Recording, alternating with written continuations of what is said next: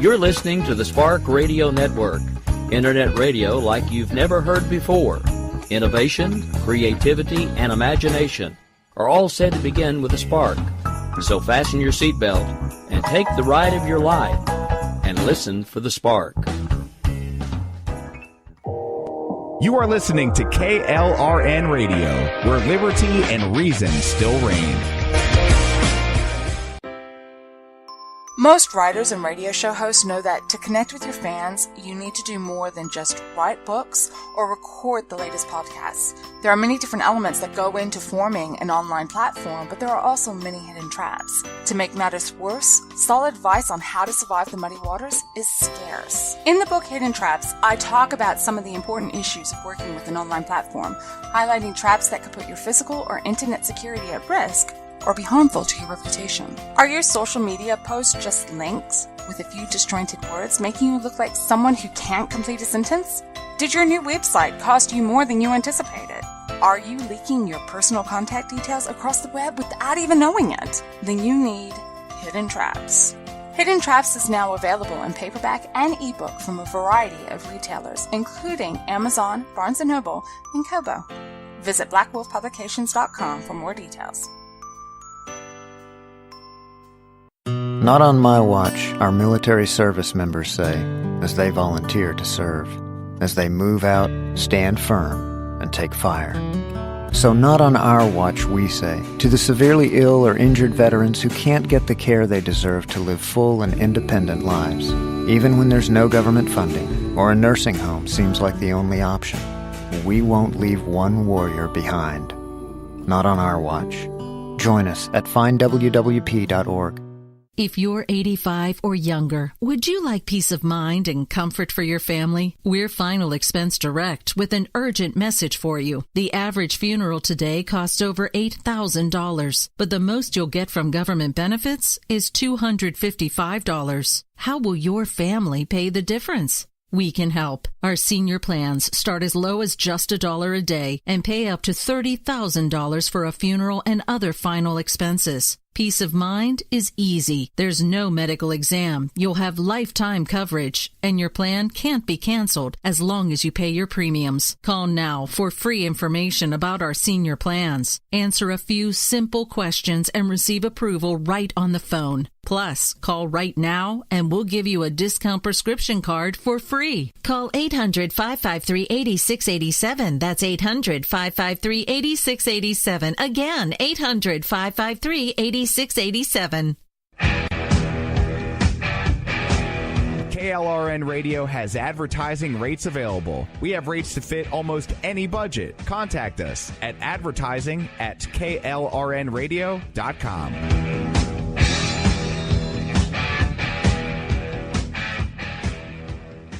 Everyone loves liberty. Our rights come from God, not the government. So why are you letting other people tell you what's best for your health care? Exercise your freedom with Liberty Health Share. Liberty Health Share is a community of people who voluntarily share one another's medical costs. Liberty Health Share is founded on the idea that most people truly want to help one another. Healthcare sharing allows members to do just that as a true community that supports one another in times of need. Liberty believes people should make decisions for themselves and their families. Members are able to take back the freedom to make their own decisions about their health care. Freedom from guilt or doubt about how your money is used. You have the freedom to direct your health care, not to be dictated to by bureaucrats. Stop letting others tell you what to do and join a community of like-minded people. Exercise your freedom. Join Liberty Health Share and take back the control of your health care while helping those around you. Call Liberty at 855-58-LIBERTY. Again, that's 855-58-LIBERTY for more information, or you can check them out at libertyhealthshare.org. Again, that's libertyhealthshare.org.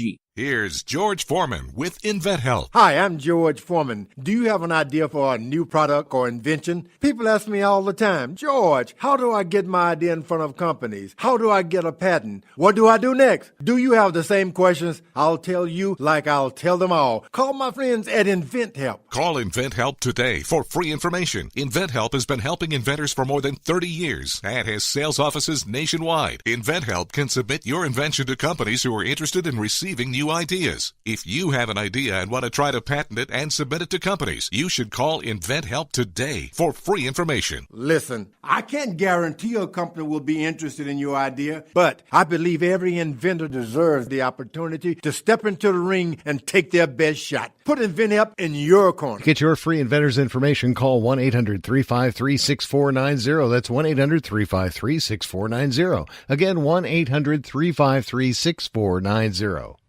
At St. Jude, a family never sees a bill at all. It's like the world has been lifted off of your shoulders.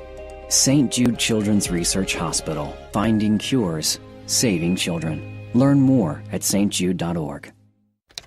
Sometimes riders feel lost, unsure why a passage may not be working. It takes another set of eyes to help us nurture our writing into full maturity. At Black Wolf Editorial Services, we strive to enable writers to develop and grow, offering manuscript critiques and line edits through a mentoring editorial style. We also offer assistance on generating a writer's bio for your websites. Black Wolf Editorial Services, nurturing your writing into maturity. For a full list of services, visit blackwolfeditorial.com. You're listening to the Spark Radio Network, Internet radio like you've never heard before. Innovation, creativity, and imagination are all said to begin with a spark. So fasten your seatbelt and take the ride of your life and listen for the spark. You are listening to KLRN Radio, where liberty and reason still reign. Sometimes we need to slow down and remember the simple pleasures in life. Good coffee, good books, and good company. Come on in. Take a seat. The coffee's just been brewed. Let's see who we have in the coffee shop today. What a beautiful day in the coffee shop. JoAnn Franklin, how are you? I'm fine. How are you, Jessie? I'm doing great. Did you bring me a copy of the Raindrop Institute? I did. It should be on your coffee table. Awesome! I see it there. I can't wait to dive into it. But we're going to talk about it first. I think you'll like it. I'm happy to discuss anything about it. Oh, awesome. What genre is it? It's women's fiction. That's what I prefer it to be called. But I also think it's probably literary fiction. And then there's a sprinkle of saga in it as well. Oh boy, sounds fascinating. Tell me a little bit about the plot. The plot is about an older woman and her 4 renters who try to save the world from civilization collapse. They are reluctant superheroes at the very best, but they give it their all. And they Start Summers is the protagonist in the story. She has a PhD in psychology, and she has issues with her father. So the story begins with her father having an accident, and she goes to him. And in the week that he takes to die, she discovers all sorts of things she did not understand. And that, in turn, gives her the courage and the strength to face the problems that face the world and start a think tank. Wow, that sounds fascinating. So we've got the 5 reluctant heroes, and this. You said it was Dart was your main character? Dart is the main character, yes. She is a divorced, single woman. She's in her late 50s, and she's just starting a career in academia. So not only does she have a research agenda that folks don't particularly find appealing because it brings bad news to the front door, and who wants that? But it's pertinent because civilization collapse has happened at least 6 times in civilization's history. And it's always from the same cause. Politicians start kicking the can down the road on problems and say, oh, we can't fix that today, but tomorrow will do. And then they make bad decisions, like to cut down all of the trees along the equator so that the climate heats up. Or they do as the Mayans did. They sacrifice virgins to stop the drought. We had one California legislator a few years ago suggest to the California Assembly that if they passed a bill prohibiting abortion within the state, as Texas did, or restricting abortion within the state, as Texas did, that their drought would end. Because Texas drought ended when they looked at that law again. Okay. That sounds like a coincidence to me. And I produce and co-host another show on the station called Conversations in Science. And I have a feeling Doc would blow that theory out of the water. What would he say? Well, Dr. Judy L. Moore would probably say that is the biggest piece of fake science. It needs a bounce out. That's exactly right. And Dora would be right there with her. I mean, because you can't stop droughts by sacrificing virgins, as the Mayans did. And you certainly can't stop droughts by repealing abortion, as one of the California legislatures did. I'm sorry. You might be able to stop drought by seeding the clouds. That's right. That's right. You might. And so, DART takes a look at all of those things. She's particularly interested in why the Midwest and the Western towns the smaller ones, are drying up. Why students and why the children don't stay. And so one of the issues that she tackles with her 4 renters in the Raindrop Institute is to figure out what has happened to those towns and why the kids don't stay there, why they go off to Chicago or New York or Dallas. That's pretty interesting. I know one reason I'd probably struggle in a small town, though. You might. I like super fast internet. That's one of the issues, but internet is coming to the Midwest. It's there already. Technology is there. Technology is there, but if you're way out in a small town, sometimes you can't get true high-speed internet. That's true. You can't. So, but there's other things that you can do. But the issue for DART is, and what she knows to be fact is, that it's really, really hard to leave your family and friends back home while you go away to a bigger city. And what she and her renters discovered, the Raindrops discovered, when they looked at this complex problem, was that the people in the small towns told their best and brightest to leave. And they've been doing it for decades. And it's no wonder that the small towns are drying up. Yeah, no kidding. If you tell someone to leave, they probably will. They feel unwanted. Well-meaning parents, well-meaning teachers, your future is elsewhere. It's not here. And so they mean well, but in doing what's best for the child or what they think is best for the child, they're actually destroying the town. Wow. I know if somebody told me to leave, I probably would, but sure. If I could get everything I needed in that said small town, because I've visited some really small, tiny towns over my life, and I love them. I love the atmosphere. If I could get everything I needed in a small town, I'd have no problem with it. It's an interesting thing. I thought I was really kind of at the forefront of the research on this when I wrote the book. And the book has been out, and it came out in the latter part of April. Yesterday's Wall Street Journal had an article about why kids are leaving small towns. And one of the issues was the senior in question had an $18,000 a year scholarship, swimming scholarship, to attend a particular university. She lasted a week because it was so very, very different than her hometown.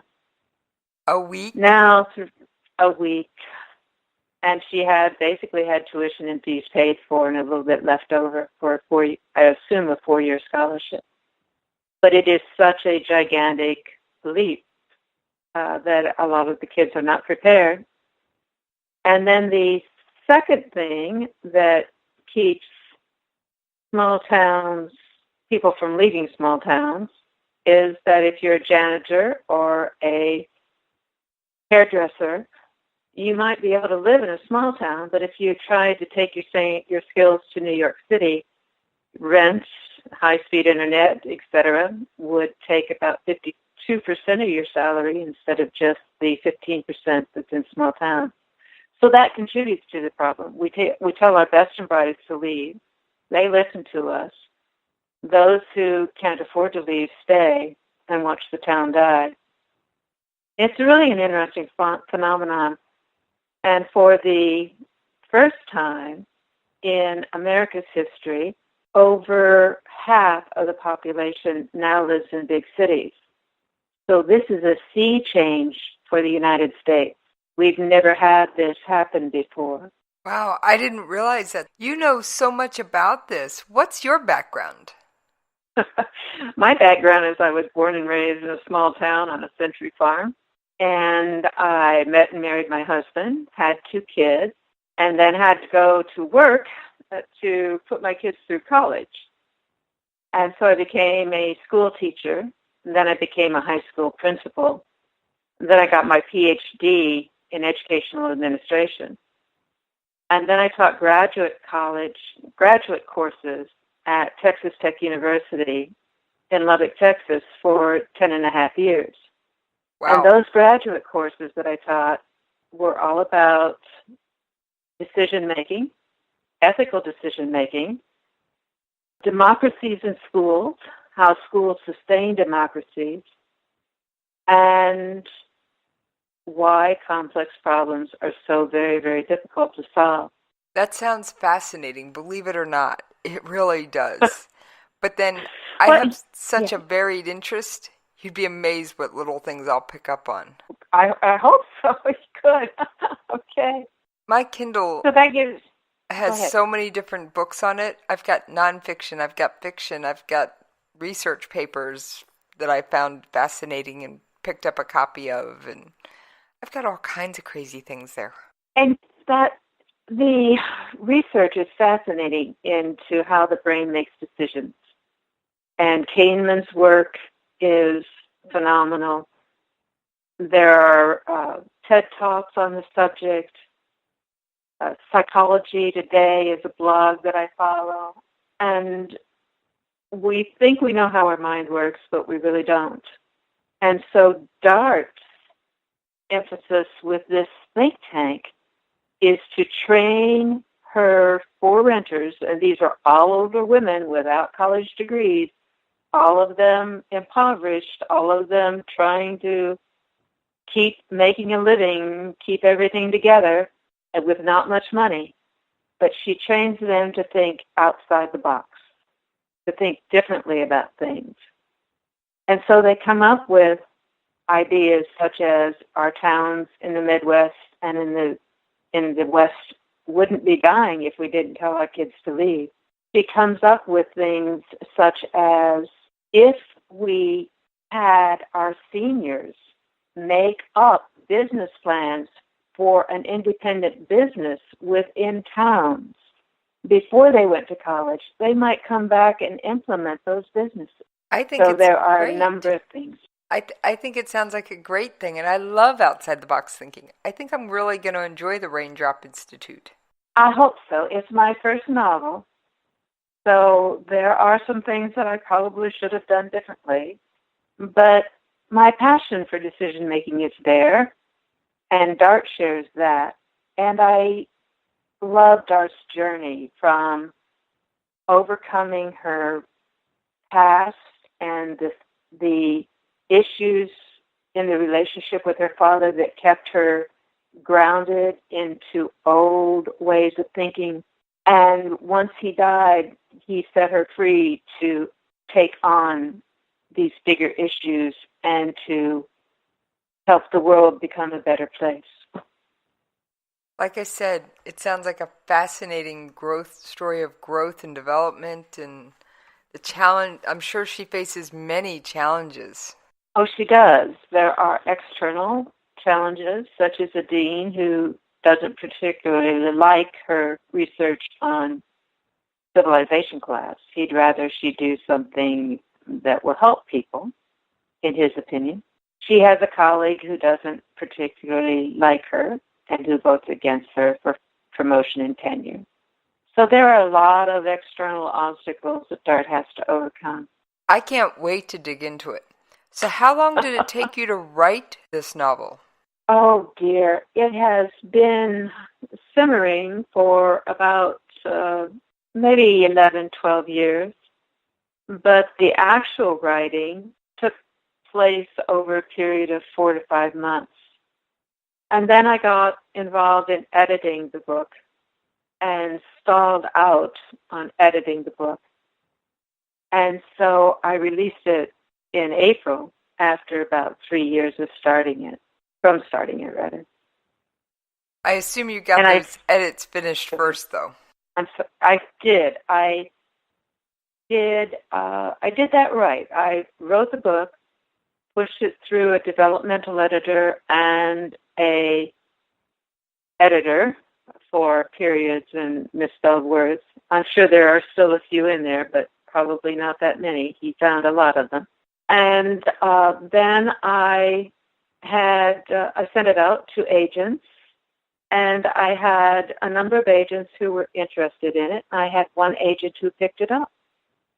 But then she had family issues that happened, and I'm not getting any younger. So I entered the book in a Kindle Scout competition just to see what it would do. All right, what is a Kindle Scout competition? I didn't know anything about it either. Kindle Scout is an Amazon competition where you send them your ebook, and on their website, they put your book cover up, they put a brief blurb up, and they have 3 topics. There are hot and trending, there are beginning and ending soon. And you've got 30 days to generate interest in your book. And that interest in the book transforms itself into clicks to move your book up into hot and trending. So someone will go on the site, see the Raindrop Institute, and say, yep, I nominate you. And click it, and you've got one step farther into hot and trending. The goal at first seemed to be to get a lot of hours in hot and trending so that your book would look popular to Kindle Scout editors, who would then make a decision, yay or nay, as to whether they wanted to publish the book under the Amazon brand. But then I started going onto a site in the Writers Cafe on K-boards about Kindle Scout.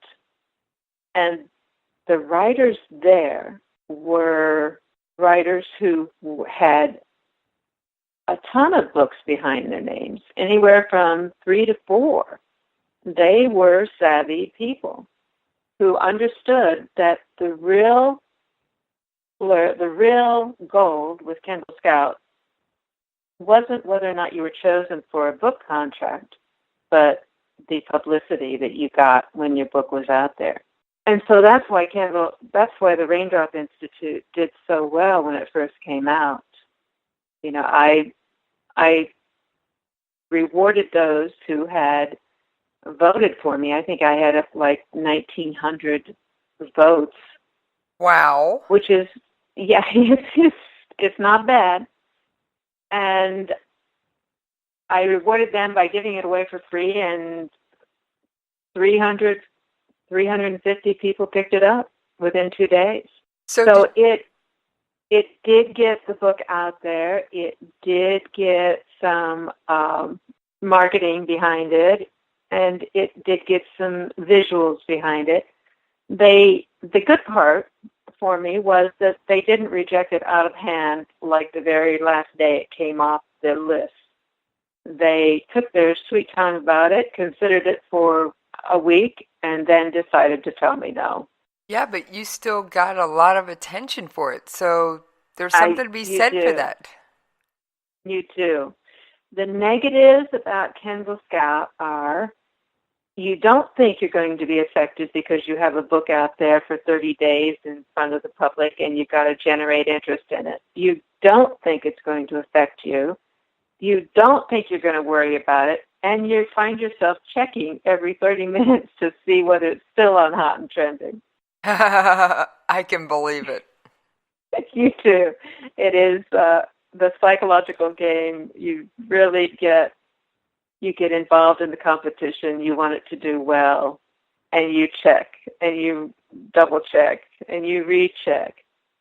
And the veterans, the one who have been through this competition with their first book, their second book, their third book, and their fourth book, they understand that there's really nothing you can do to influence whether or not Amazon's going to pick it up other than to have, 1, a good cover, 2, a good blurb, 3, a very good opening, and 4, a good story.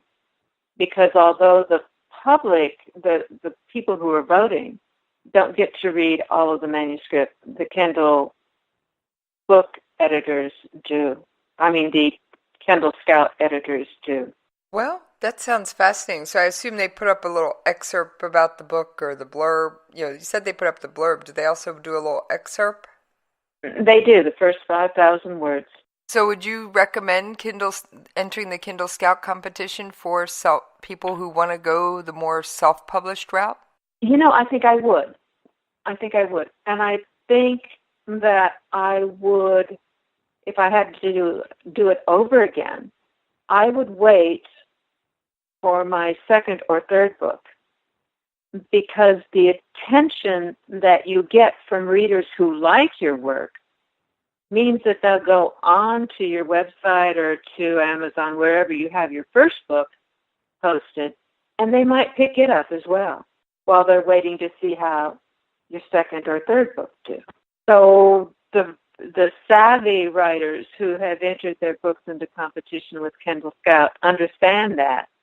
They understand that traffic will be driven to their site, and that the whole competition is also a marketing ploy for them, especially if they have other books in the pipeline.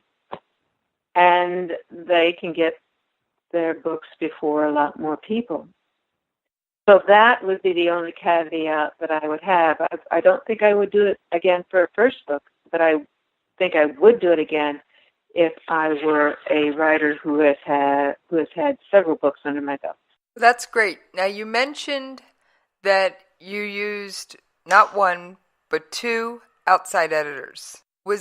I assume that's something you plan to do again in the future for your next book as well. Yes. I'm a firm believer that if you self-publish, you run your book, you spend the money up front and run your book through a developmental editor and also a copy editor. And there will still be mistakes in the book, but there will be less of them.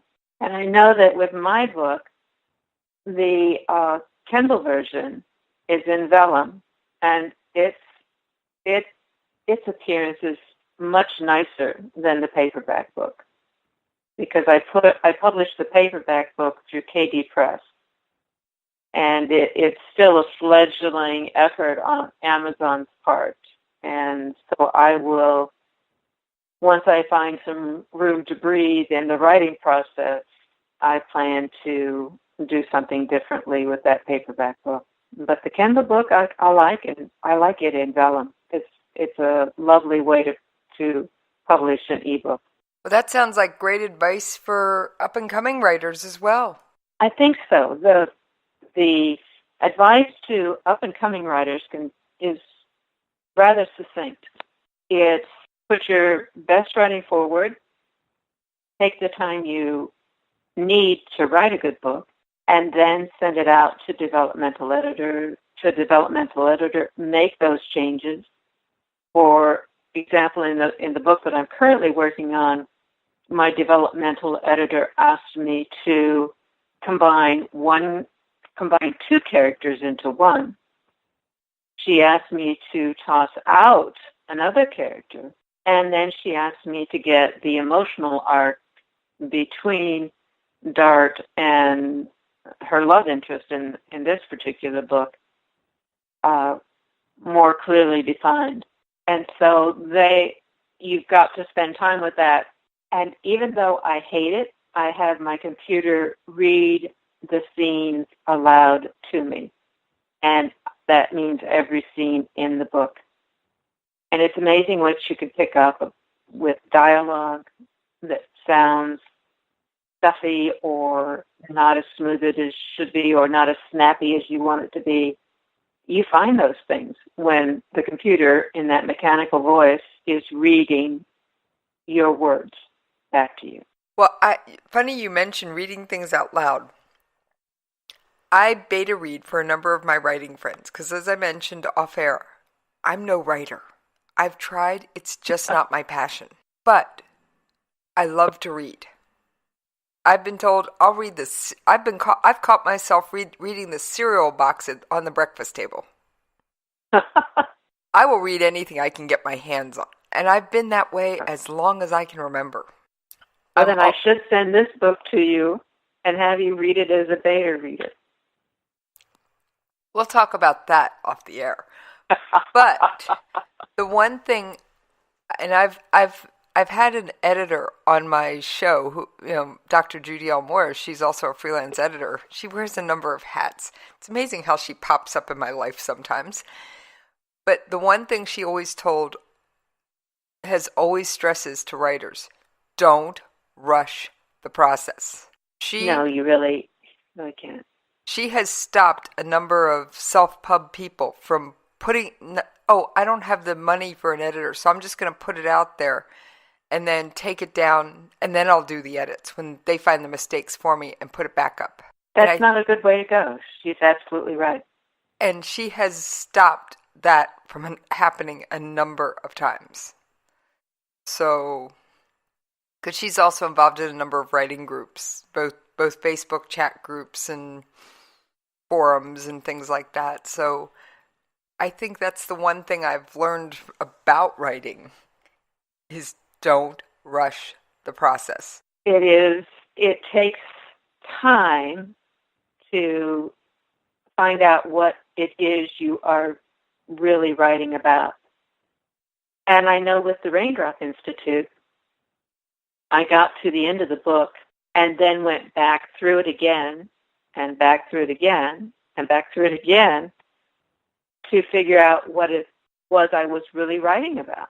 And it just takes time because the brain isn't that quick at writing. It's an awkward task for us to do. I think that is outstanding advice.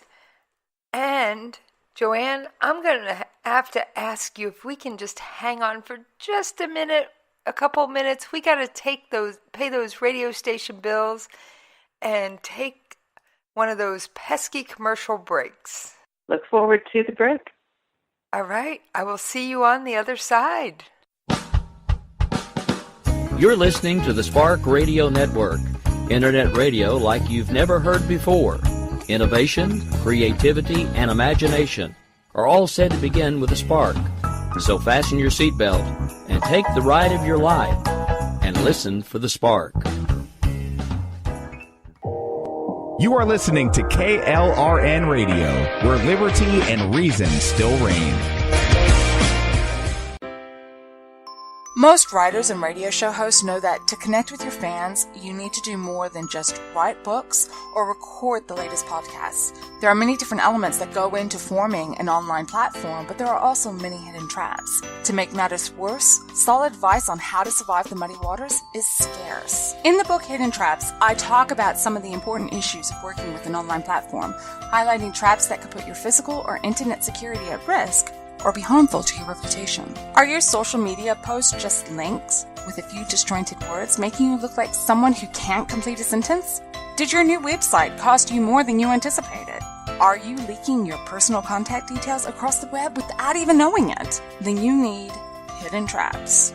Hidden Traps is now available in paperback and ebook from a variety of retailers, including Amazon, Barnes & Noble, and Kobo. Visit blackwolfpublications.com for more details. As a mother, you don't want to have to worry about this bill is coming, but then she needs this chemo. That's a decision you shouldn't have to make.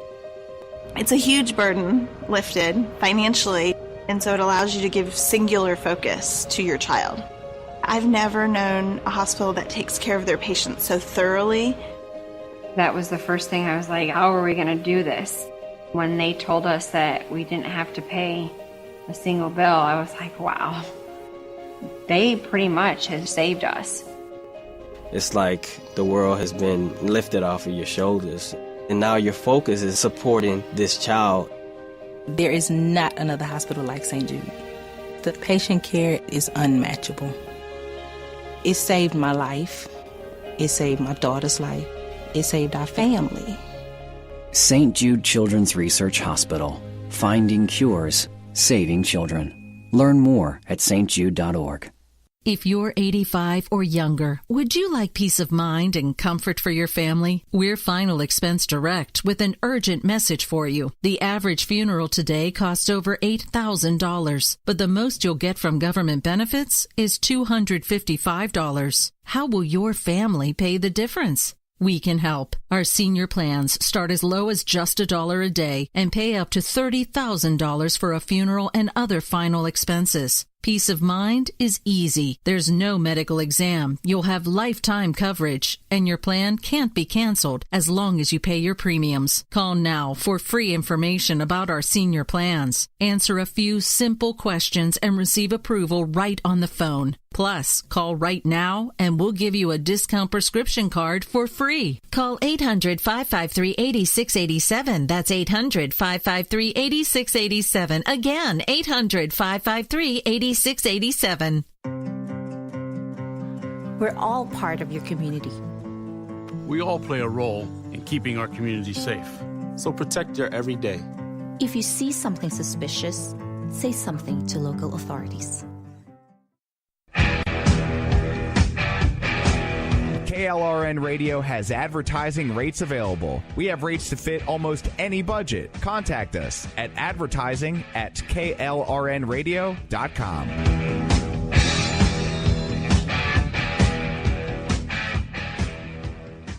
Everyone loves liberty. Our rights come from God, not the government. So why are you letting other people tell you what's best for your health care? Exercise your freedom with Liberty Health Share. Liberty Health Share is a community of people who voluntarily share one another's medical costs. Liberty Health Share is founded on the idea that most people truly want to help one another. Healthcare sharing allows members to do just that as a true community that supports one another in times of need. Liberty believes people should make decisions for themselves and their families. Members are able to take back the freedom to make their own decisions about their health care. Freedom from guilt or doubt about how your money is used. You have the freedom to direct your health care, not to be dictated to by bureaucrats. Stop letting others tell you what to do and join a community of like-minded people. Exercise your freedom. Join Liberty Health Share and take back the control of your health care while helping those around you. Call Liberty at 855-58-LIBERTY. Again, that's 855-58-LIBERTY for more information, or you can check them out at libertyhealthshare.org. Again, that's libertyhealthshare.org. Here's George Foreman with InventHelp. Hi, I'm George Foreman. Do you have an idea for a new product or invention? People ask me all the time, George, how do I get my idea in front of companies? How do I get a patent? What do I do next? Do you have the same questions? I'll tell you like I'll tell them all. Call my friends at InventHelp. Call InventHelp today for free information. InventHelp has been helping inventors for more than 30 years and has sales offices nationwide. InventHelp can submit your invention to companies who are interested in receiving new ideas. If you have an idea and want to try to patent it and submit it to companies, you should call InventHelp today for free information. Listen, I can't guarantee a company will be interested in your idea, but I believe every inventor deserves the opportunity to step into the ring and take their best shot. Put InventHelp in your corner. To get your free inventor's information, call 1-800-353-6490. That's 1-800-353-6490. Again, 1-800-353-6490. At St. Jude, a family never sees a bill at all. It's like the world has been lifted off of your shoulders. St. Jude Children's Research Hospital. Finding cures, saving children. Learn more at stjude.org. Sometimes writers feel lost, unsure why a passage may not be working. It takes another set of eyes to help us nurture our writing into full maturity. At Black Wolf Editorial Services, we strive to enable writers to develop and grow, offering manuscript critiques and line edits through a mentoring editorial style. We also offer assistance on generating a writer's bio for your websites. Black Wolf Editorial Services, nurturing your writing into maturity. For a full list of services, visit blackwolfeditorial.com. Well, thank y'all for hanging in there with me while we paid those radio station bills. Yes, got to take care of the necessities as well as have fun. So, JoAnn, thank you for hanging. I'm here. Awesome. Thank you for hanging in there with me. Now, It's been a pleasure. Are you a plotter or a pantser? Do you sit down and outline your book and you know where it's going and you know every detail before you write it? I didn't used to be a plotter. I have since changed my ways. I am older, and I no longer have time to waste trying to figure out where it is I'm going. So at this stage of my writing career, I plot. I make certain that scene one goes into scene two, and I understand where I want my protagonist to be at the end of the story. Now, do you write a detailed outline where you already know every little bit about that scene, or do you go A has to happen, B has to happen, C has to happen? How we're going to get from A to B and B to C, I don't know. I've done it numerous ways. There are so many books out there about plotting, and I would imagine that I have read most of them. I've looked at Story Grid and taken some things from it, Save the Cat and taken things from that, screenplay outline. You have to have 6 things that are going on in chapter 1, and those take you through the movie, through the story. And then I'm just now immersed in a story genius course that I'm taking online to figure out the characters in the 3rd book of this Raindrop Institute series. And I actually like her way of plotting out a book. And Lisa Cron is her name, C-R-O-N. And she has a story genius scene card that you write out. And you give the alpha plot, you give the subplot, you then give what happens in the external plot, and then the consequences of that external plot, and then you go to the internal, and that is why does it matter, and then the realization that comes about in that scene, and then you get to the end, which is the action that the character does at the end of the scene that sets up the next scene. So it's a plotting method that allows you deep insight into your character.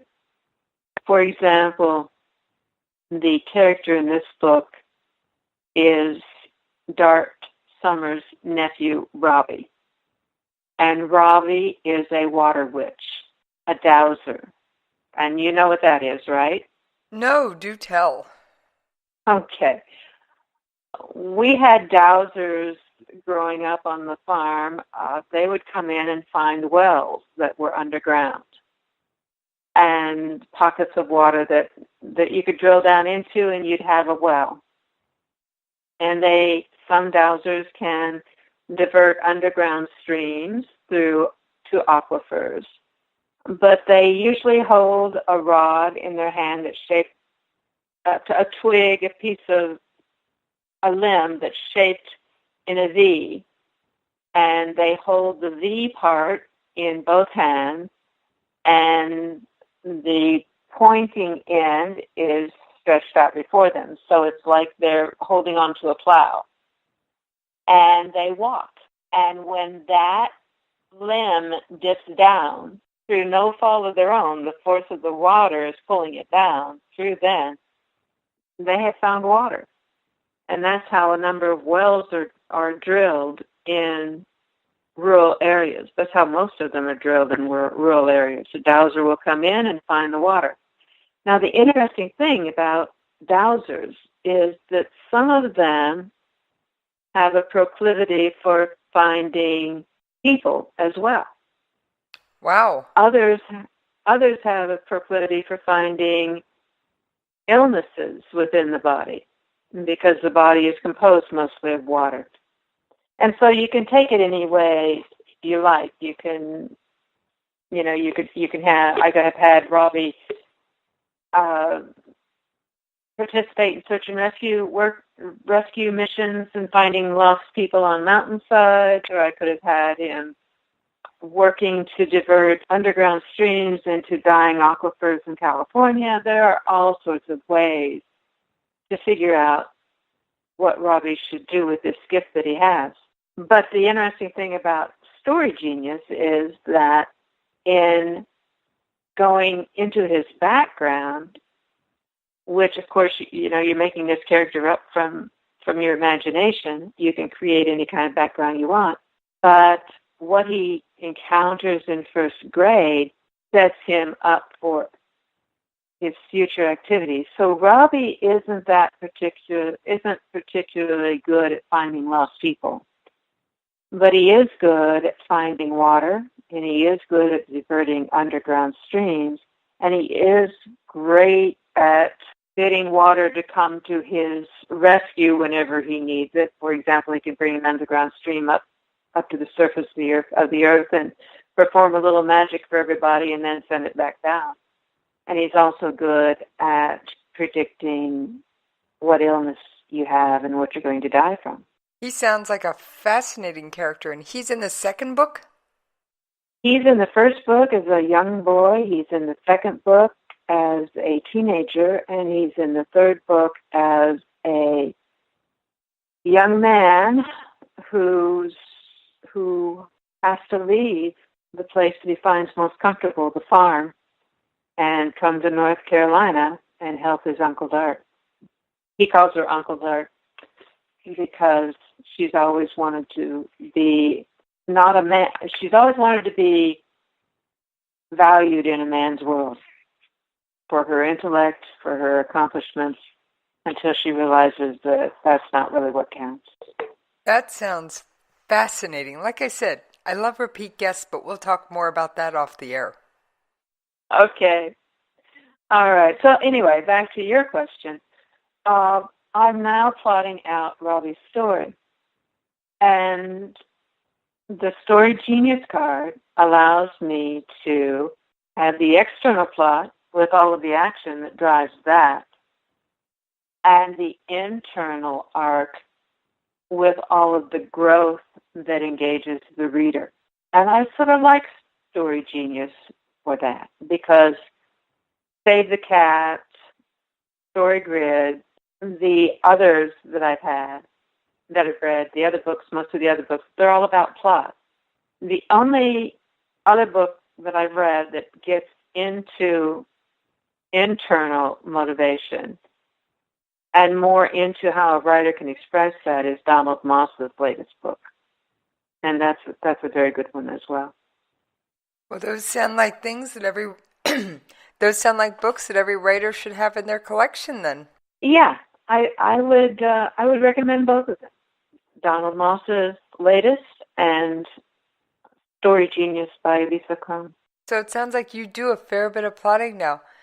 Has that impacted how, are you one of these scheduled people, you get up every day and you have breakfast and then you go to the computer and you write at the same time every day? I try to do that, but most days that doesn't work. What I am is one of these people who goes to bed at night, and this is going to sound very weird. You'll have to tell me if there's any science behind it, because I'm afraid to look. I go to bed and I ask myself a question about where the book goes next or about the character that's been troubling me.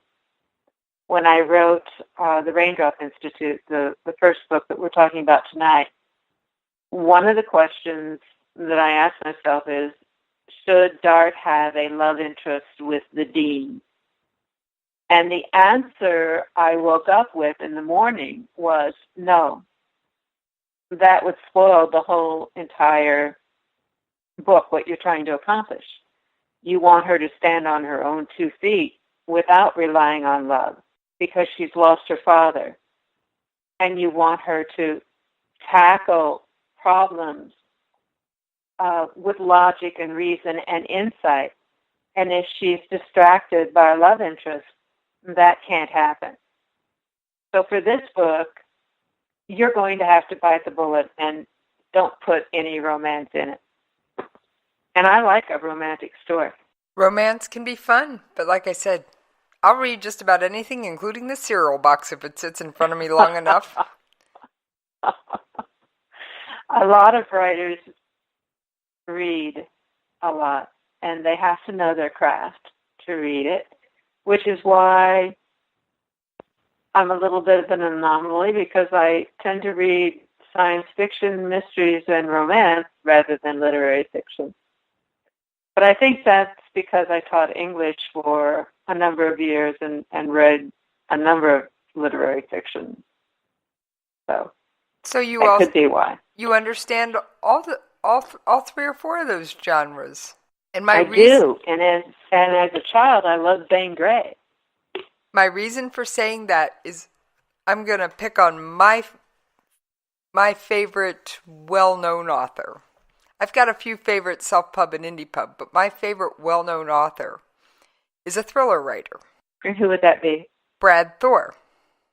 Oh, And yes. The advice he likes to give to writers is don't write what you know, write what you read, because you understand the pace that you like and what you like to see in plots and how fast the story should go and all those little bits and pieces. And he says basically, if that's the genre you gravitate to reading or you have read a lot in, you basically have a mini PhD in that area. Yes, I think that he's right. I think that you absorb a lot when you read fiction, and that when it comes time to write that fiction, or write fiction like what you're reading, you can sense pace, and you can sense pauses, and you can sense whether the dialogue should be a sparkling repertoire between 2 people or more pedantic. Yeah, he's absolutely right.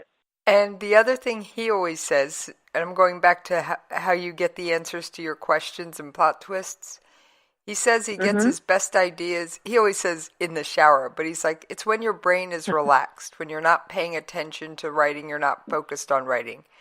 That's when you'll work out those problems. That is. I know that the answer is usually there in my head when I wake up in the morning. I also know that when I come to a point in the novel, in the work, that I just can't think around. If I get up and walk around for 5 minutes or run in place for a minute, I come back to the computer and the knowledge is there. What I need is there. So sometimes you have to step away from your brain and the engagement and seek some quiet time, and the answer floats to the surface. Why didn't I see that before? Of course she has to do this or that.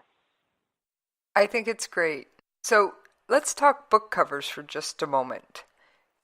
Did you design your own book cover, or did you pay to have one professionally done? A little bit of both. My daughter is a graphic designer, and she also does Photoshop.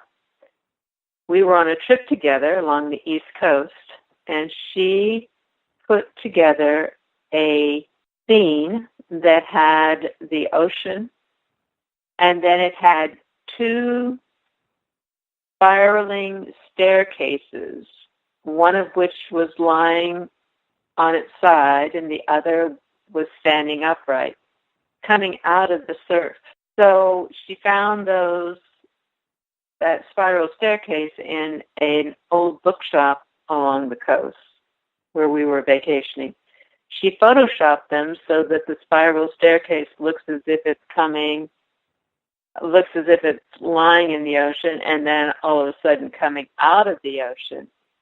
And I liked that picture.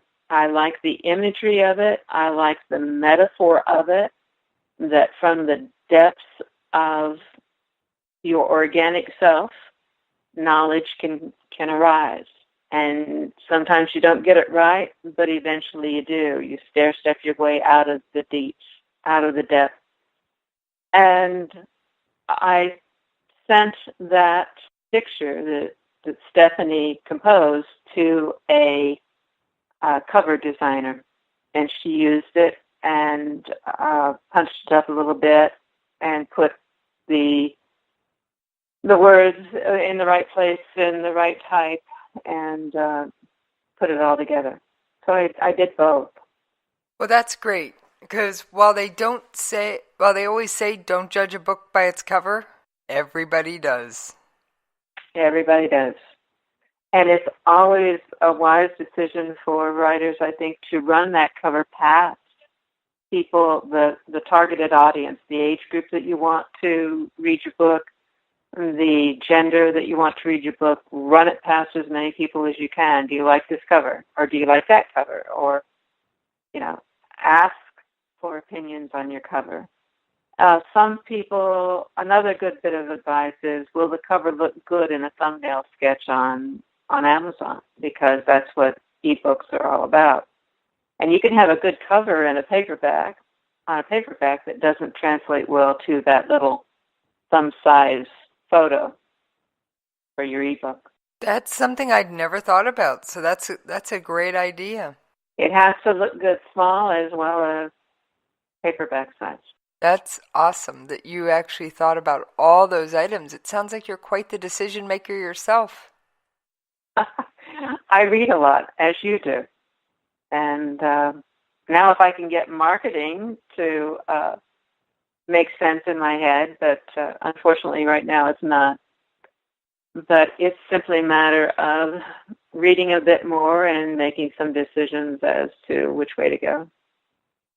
It all takes time. It does.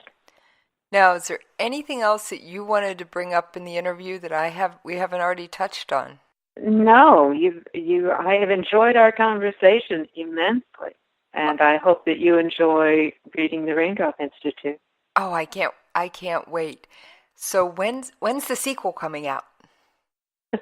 The sequel should be coming out in the fall, late fall, I think. Awesome. That sounds like fun. All right, well, like I do with every guest at the end of an episode, why don't you share your social media contact information? You can find me on Facebook at www.JoAnnFranklinWriter.com. I also have a website that is JoAnnFranklinWriter.com, but I'm changing that. So, all right, JoAnn, at this point of the show, before we say goodbye, and I get to settle in with the Raindrop Institute, I like to give all my guests a chance to share their social media information. All right, you can find me on Facebook at JoAnnFranklinWriter.com.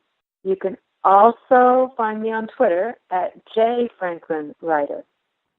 All right, and for all of you out there wanting to track me down, you can find me on Twitter at Jessie's POV, or you can always drop me a line at the station, Jessie, Jessie, at KLRNRadio.com. And I think it is time to pour myself a cup of coffee and settle all on in with the Raindrop Institute, and I will see you next week back here in the coffee shop.